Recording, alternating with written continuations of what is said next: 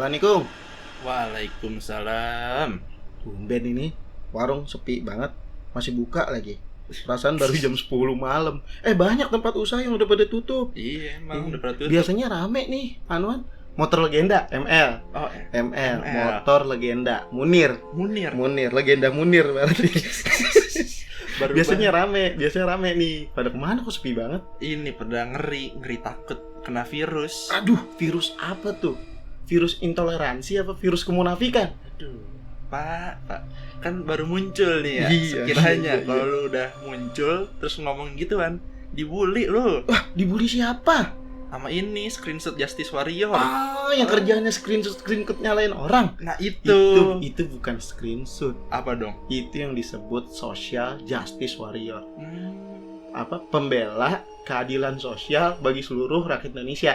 Oh, Pancasila dong. Iya, produk P4 tuh, Orde Baru. Wadidaw. Ini kenapa ada virus apa emang jadi sepi begini? Ini corona. Masa nggak tahu? Corona apa congorna? Beda nih. Corona emang diperburuk aja sama congor biasa. Nah, itu. Congor kita itu emang busuk. Itu ada peribahasanya, yuk. Ada peribahasanya tuh, Apa tuh? Your congor is your maung. Waduh. Ngaung. Dia ngaung. Ngaung. Nah, Kayak ini Persib dong. Nah, ini sepi begini. Aduh, kok Persib kan? Kan mau Tapi Bandung. Tapi ya dah gue pengen nanti ada yang dengar. Kebetulan orang Bandung ya kan. Kita mesti respect dong. Iya. Ini sepi-sepi banyak bunyi jangkrik, lagunya lagu Ceylon Seven lagi. Sepia. Ini kok kedengeran jadi lebih serem ya? Mungkin bisa jadi karena didengar sama yang halus-halus, Mang. Jadi gitu, serem memang bawaan lu tadi ini. Iya, lu udah tahu serem ngapain disetel, jalani. Ini apakah lagu ini juga didengar oleh oposisi? Waduh. Jangan terlalu ofensif dong. Iya. Kadang lagi kurang mendukung nih. Ya, kenapa tuh? Ada yang bermusuhan tapi bukan oposisi. Maksudnya gimana tuh? Itu ada yang so pinter tapi bukan SJW. Waduh. Udah mulai ngaco nih orang tua, emang nih bener-bener nih. Jangan ngomongin orang tua. Ini terkait orang tua. Orang tua itu tidak pernah salah. Memang. Beberapa produk dari orang tua, produk orang tua itu tergolong ampuh menyembuhkan batuk bafil.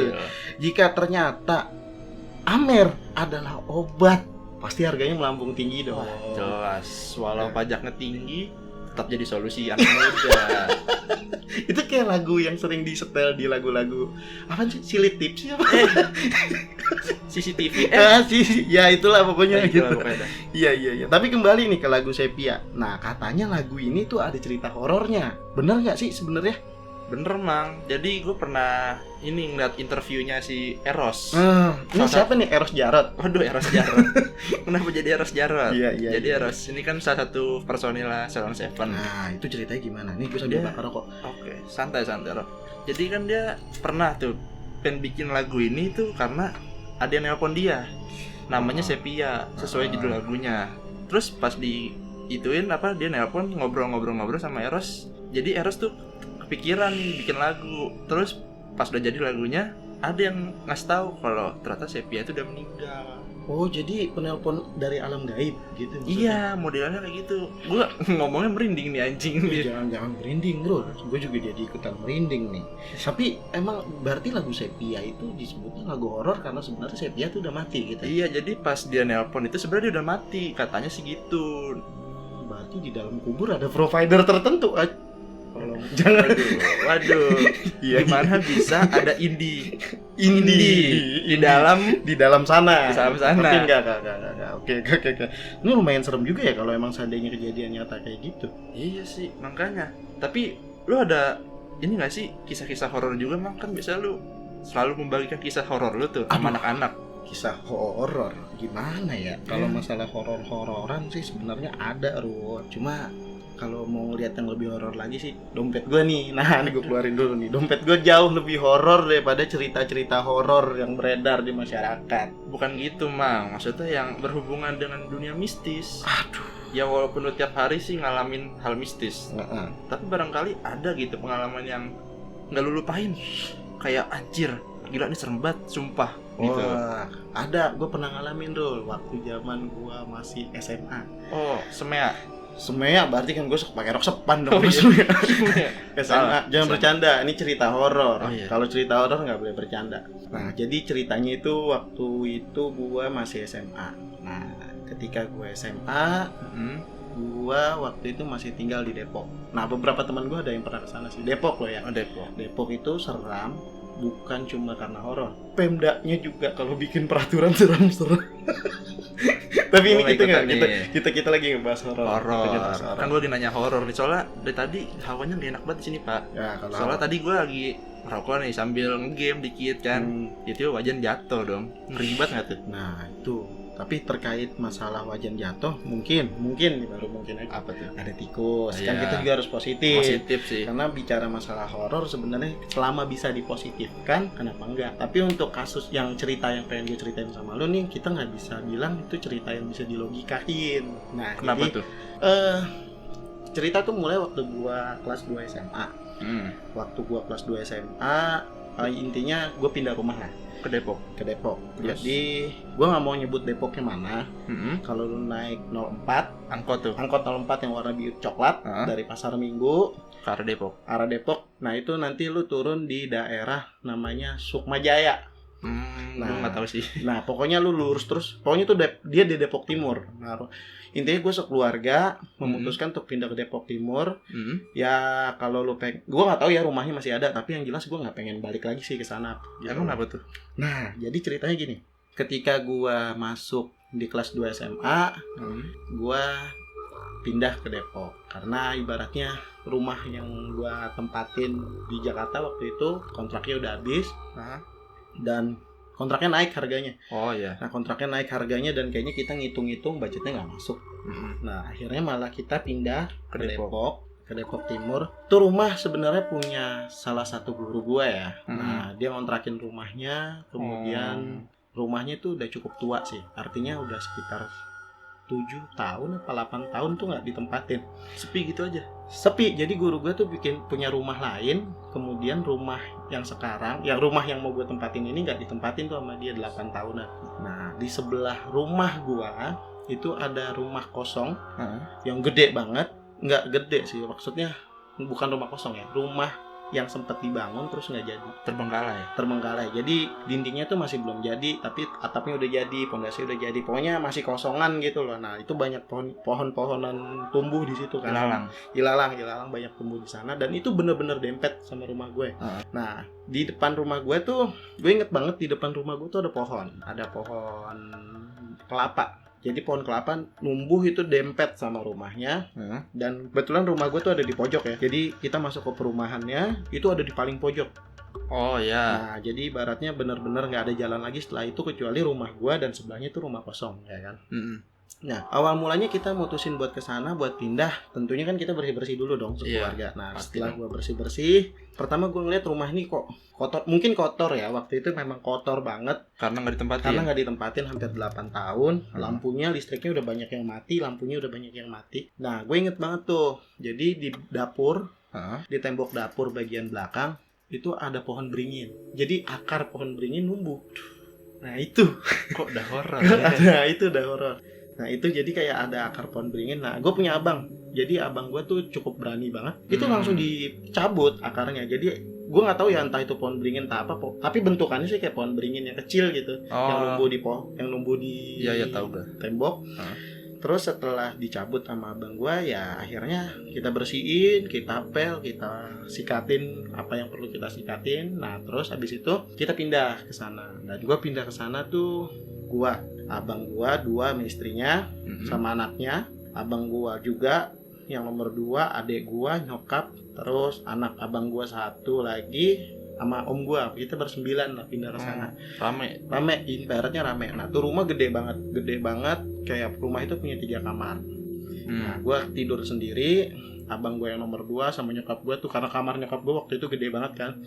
Dan kita punya kamar nyokap gue tuh tinggi banget selingnya, jadi muat buat berapa orang tuh gede, karena emang rumahnya gede. Gue jujur rumah gede. Dan itu antara ruang tamu sama ruang keluarga. Terus ada kamar abang gue di situ. Nah, kamar abang gue yang punya istri ini sendiri, agak misah. Jadi posisinya tuh yang mesti lu tahu, jadi kamar mandinya misah. Kamar mandi sama kamar mandi pup itu misah.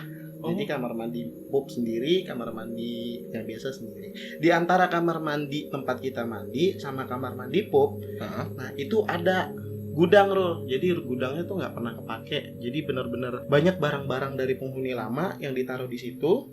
Terus ya jujur gue nggak pernah masuk ya, abang gue dong yang masuk, dan menurut abang gue hawanya nggak enak, panas gitu. Ya gudang, kalau gudang ada AC-nya kan lain, jadi tempat tidur ya kan.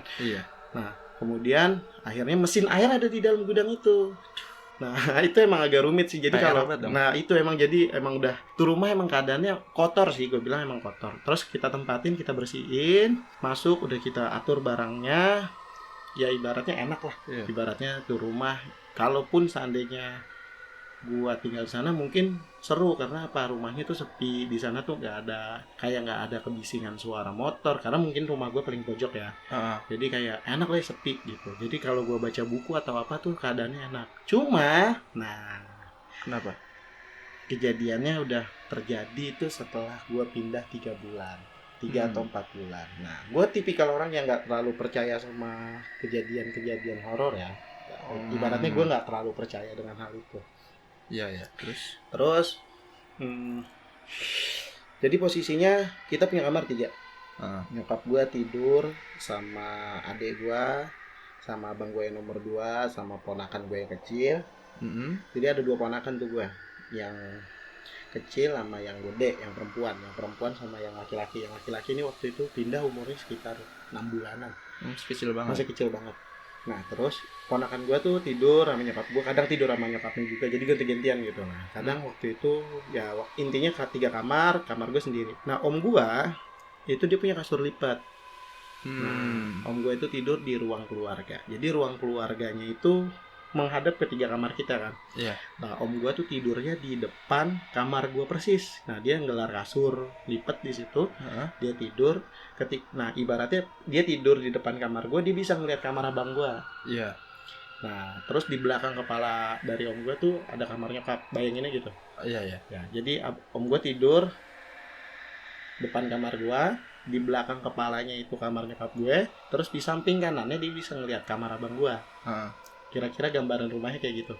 Berarti dia di tengah-tengah banget tuh? Nah, dia di tengah-tengah. Dia tidur di tengah-tengah di ruang keluarga. Dan dia tidur di sampingnya itu kebetulan kaca. Jadi jendelanya tuh panjang, gede gitu, panjang. Emang tuh rumah gede, gue jujur. Itu jendela ke luar? Jendela ke teras. Oh, teras. Jadi rumah itu tuh ada terasnya, ada garasinya. Jadi motor kita parkir di garasinya. Terus habis itu di samping om gue tuh teras buat duduk-duduk lah gitu. Nah terus om gue nih cerita awal mulanya. Jadi dia ngalamin kejadian, dia tidur. Nah om gue nih kalau tidur nggak pernah gimana ya, posisinya tuh tegak lurus, kakinya telentang. Nah orang tidurnya tuh telentang, bener-bener telentang, terus limutan. Kejadian pertama itu terjadi ketika kita udah pindah 3 bulan. Nah om gue tidur, dadanya ngerasa nyesek kayak diinjek. Waduh. Terus. Nah setelah dia ngerasa diinjek, dia nggak bisa gerak. Benar-benar nggak bisa gerak. Dia coba buat buka mata. Kata dia tuh ada sosok pocong berdiri di atas dia tidur, dan itu nindihin dia. Nah terus enggak, jadi kalau menurut om gue ya, dia cerita paginya gitu ngerasa diganggu nih, karena kayak tadi semalam gue kok tidur. Ya gue bilang ke om gue dong gitu, mungkin om kurang tidur kan, kurang doa gitu, belum berdoa pas tidur, atau belum sholat pas tidur gitu. Masih positif thinking. Gue selalu positif thinking orangnya. Artinya gue nggak pernah mau apa ya, ibaratnya terdistraksi sama hal-hal horor ya, karena buat gue rumahnya tuh asik kok gitu. Nah terus tiba-tiba kejadian yang kedua itu selang beberapa minggu, sekitar 2 minggu, om gue tidur lagi. Jadi om gue nih tidur sendiri ya, dan itu lampu semua kita matiin kan. Nah om gue tidur, dia ngerasa kakinya digelitikin. Udah mulai kakinya digelitikin terus, kemudian suka ada bunyi langkah kaki di sampingnya, kemudian suka digelitikin. Ya gue mikirnya sebenarnya mungkin bangunlah om gue, udah mulai nggak bisa tidur selama 2 minggu. Jadi om gue tuh kalau pulang nggak bisa tidur. Terus gimana tuh? Nah ketika itu ya gue mikir positif ya, mungkin emang rumah kosong, gue belum ngadain pengajian. Ya, tapi kalau ngadain pengajian manggil orang tentu biaya nggak ada dong. Nah, Iya kita sih. manggil orang kan. Heeh. Nah, ibaratnya ya selama gue masih bisa doain sendiri sama keluarga gue, kenapa enggak? Iya. Nah, akhirnya kita coba buat ngadain selamatan kecil-kecilan keluarga. Agak tuh surut gangguannya kalau kata om gue. Heeh. Cuma bertahan hanya 3 hari. Jadi pas di hari ketiga om gue tidur, itu gangguannya makin parah. Parah lagi tuh.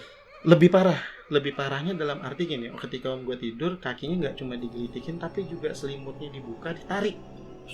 Kayak di film-film tuh.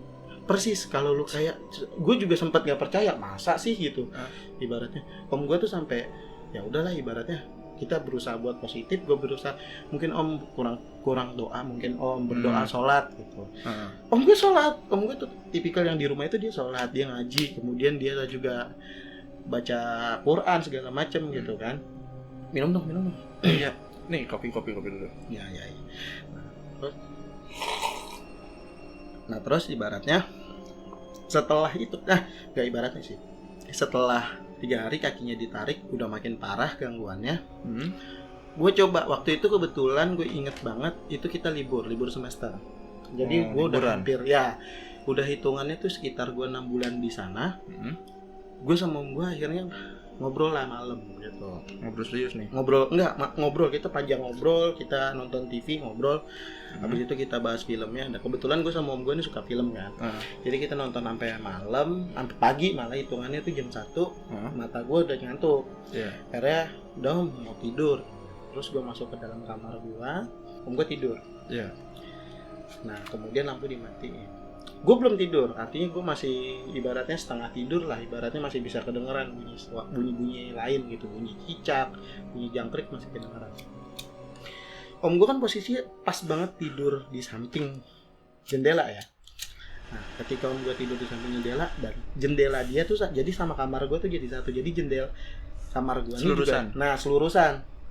Terus ketika gue tidur, hampir tidur, gue denger bunyi apa? Bunyi kayak bunyi sapu lidi yang di jalan gitu. Lagi nyapu. Dan itu pas banget di sebelah, artinya di luar, di teras kita, dan itu dari kaca kamar gue bisa kelihatan. Gue coba intip, nggak ada apa-apa. Terus setelah itu gue lihat lagi, kok bunyinya makin nyaring, tapi nggak ada apa-apa. Terus bunyinya makin nyaring bro, bunyinya makin kuat. Gue buka pintu, gue lihat om gue juga lagi nengok ke jendela, dan ternyata kita berdua dengar bunyi yang sama. Jadi kita berdua tuh dengar bunyi yang sama, orang lagi nyapu. Kemudian oke deh, gitu. Kita diam, kita coba untuk nggak cerita ke siapa-siapa. Akhirnya di malam besoknya kita mau buktiin, ini beneran ada nggak sih orang nyapu. Terus besoknya kita coba buat tidur jam 1. Mata udah gak bisa kompromi, tahu-tahu udah jam 2. Anehnya malam itu gak terjadi apa-apa. Besoknya lagi, 2 hari kemudian, gue sama om gue nih memutuskan untuk ngobrol lagi. Dan itu keadaannya gelap. Korek tuh. Ini korek gue nih. Keadaannya gelap. Keadaan gelap, kita nonton TV, kita ngobrol sambil nonton TV, dan itu keadaannya gelap. Kedengeran itu bunyi nyapu lagi, dan kita dengerin makin jelas. Setelah kita dengerin makin jelas, kita beraniin diri untuk ngebuka jendela buat ngebuka hordeng tuh. Dan itu secara kita ngeliat sapu jatuh. Artinya sapu lidinya beneran ada di tengah teras. Nah itu awal mulanya gue ngerasa, wah ini udah ada yang nggak bener nih di rumah ini nih. Akhirnya gue coba untuk makin giat lah ibadahnya, gue makin giat ibadahnya. Terus selang berapa lama, akhirnya gue kan kerja waktu itu masih sekolah ya. Jadi semua rumah kosong kecuali di rumah tuh ada nyokap gue, adik gue. Waktu itu adik gue masih SMP. Kemudian ada sepupu gue 2, yang tadi yang perempuan sama yang cowok yang kecil ya. Yang kecil yang umurnya 6 bulanan itu sini, anak gue lah pokoknya gitu. Nah terus setelah itu si ponakan gua yang mana? Yang cewek, waktu itu dia umur 5 tahun. Dia lagi main Jadi dia tuh main boneka-boneka kertas gitu loh yang Oh, ada ya, di tahu baju. gua. Nah, dia main kebetulan posisinya ada di ruang tamu sama ruang keluarga. Jadi di ruang antara ruang tamu sama ruang keluarga. Nah, dia main di situ sambil nonton TV. Itu kejadiannya nyokap gue lagi gosok. Jadi nyokap gue tuh kalau gosok di kamar, karena kan kamarnya gede kan. Nah, nyokap gue kamarnya gede sambil gosok. Nah, dia lagi nonton. Kebetulan adik gue juga lagi tidur katanya. Nah, terus Posisi lu nggak di rumah? posisi nggak ada yang di rumah, jadi nggak ada yang di rumah, cuma nyokap gue doang orang dewasanya. Nah, terus si ponakan gue ini yang cewek tiba-tiba nangis, terus langsung sembunyi. Jadi dia ngambil selimut langsung nutupin badannya. Nah, rumah gue tuh punya kursi-kursi rotan. Jadi kursi-kursi rotan yang kayak balai. Iya, Nah, itu banyak. Jadi kita tuh punya beberapa. Nah, terus di bawah, kalau menurut keterangannya si ponakan gue yang perempuan ini, dia ngeliat ada orang lagi sujud di bawah bangku balai-balai bambu, dan itu kepalanya nengokin dia lagi main.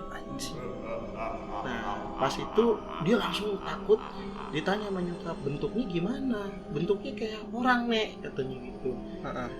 Lagi ngeliatin aku main gitu.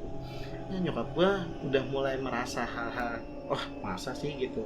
Mungkin anak kecil kali ya gitu. Nah, gua sama nyokap gua tetap berusaha buat positif, kita cerita. Om gua juga bilang gitu, itu mungkin kakek-kakek yang sering jalan-jalan kali. Wah, kata nyokap gue, nggak ada, nggak pernah ngerasa, kata nyokap gue gitu. Nah, terus om gue bilang, emang ada, kata dia gitu. Om gue tuh udah mulai speak up, udah mulai ngomong bahwa dia ngalamin gangguan. Di situ om gue cerita banyak ke nyokap gue. Nyokap gue bilang, ya mungkin emang serem kali ya, udah dunia dia, dunia kita, kata nyokap gue begitu. Ya udah, terus akhirnya setelah kejadian dia munculin si sosok tadi, munculin diri, itu lu percaya atau enggak, keluarga gue langsung jatuh. Nah, ibaratnya waktu kita pindah itu kita jatuh, makin jatuh. Abang gue itu kecelakaan. Kemudian nggak berapa lama abang gue juga kena sakit. Kemudian diharuskan rawat di rumah sakit.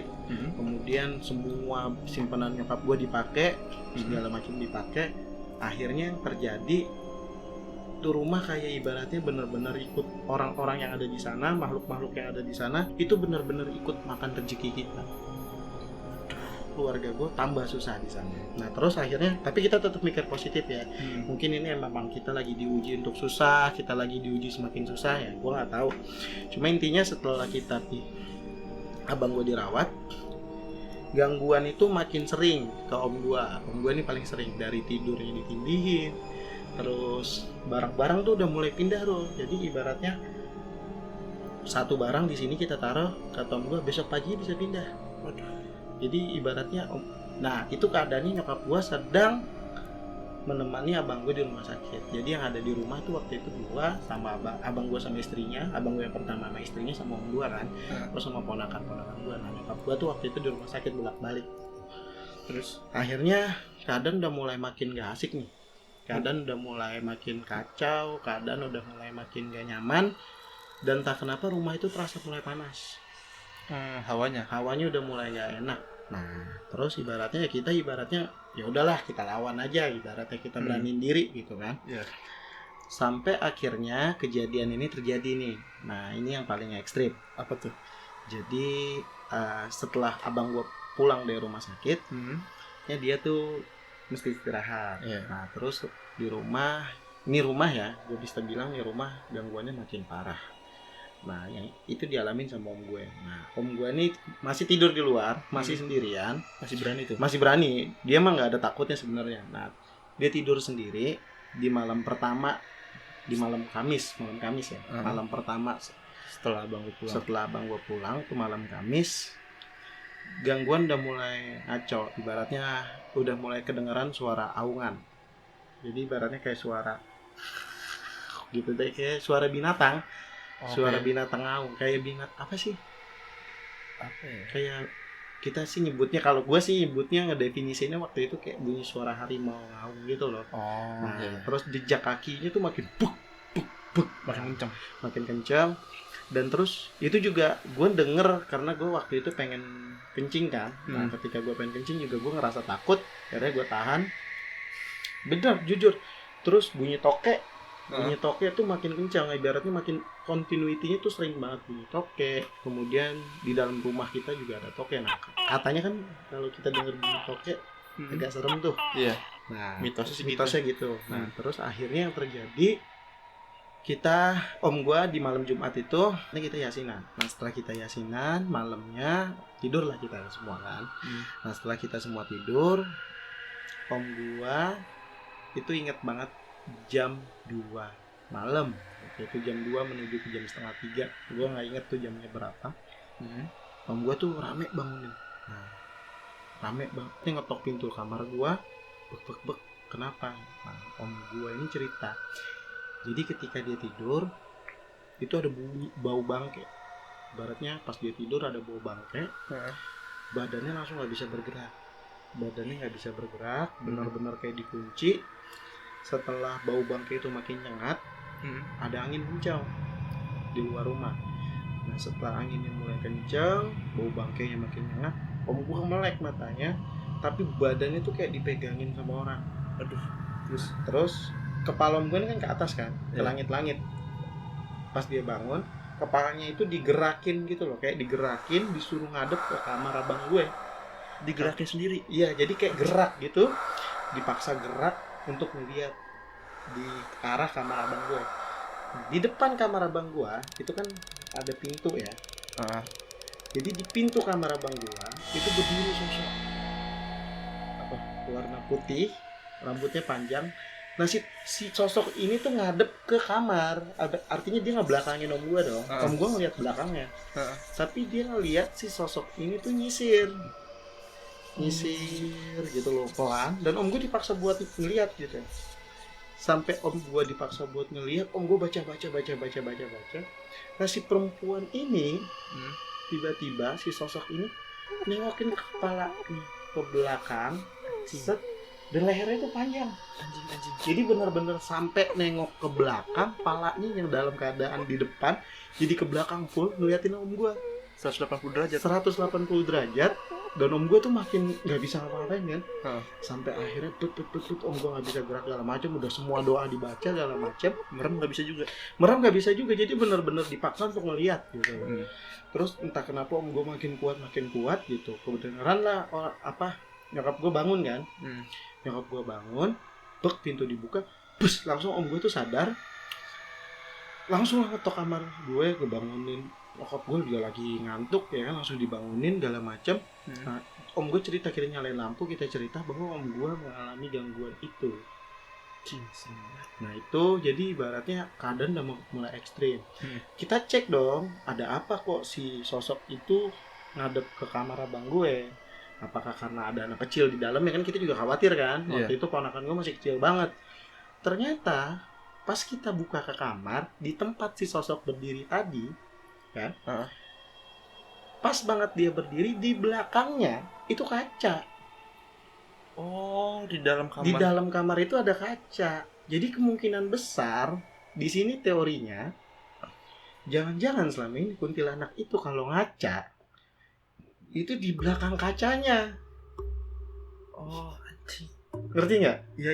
Nah, jadi setelah itu di situ terbongkar cerita. Jadi nyokap gue juga sering ngalamin kejadian seperti itu. Jadi nyokap gue tuh kalau masak sendiri di rumah juga kadang digangguin, pisaunya hilang, terus bumbu yang udah dimasak tiba-tiba hilang gitu. Jadi emang kayak penunggu rumah di situ tuh emang usil banget. Akhirnya kita mutusin kayaknya kita mesti pindah deh. Nah, akhirnya selama besok pagi itu juga kita mutusin untuk pindah, kita nyari rumah lagi di Jakarta. Sampai akhirnya udah hampir 2 hari itu kita packing, kita udah siap pindah. Besoknya tuh kita pindah. Nah, malamnya om gue tidur, kata om gue gangguan tuh udah mulai gak ada. Cuma pagi sekitar jam 2 pagi ya, pas om gue tidur, om gue kebangun seperti biasa, tapi kali ini gak sesek. Kali ini dia mencium bau harum. Setelah dia mencium bau harum, wangi sekali. Pas dia melek, itu rumah kelihatannya bersih putih, bener-bener cahaya. Ibaratnya kayak rumah itu kayak bener-bener bagus, kayak istana, kayak baru dibangun. Terus rumah itu kayak ibaratnya kok bagus banget gitu. Om gue tuh sampai kaget gitu pas dia bangun.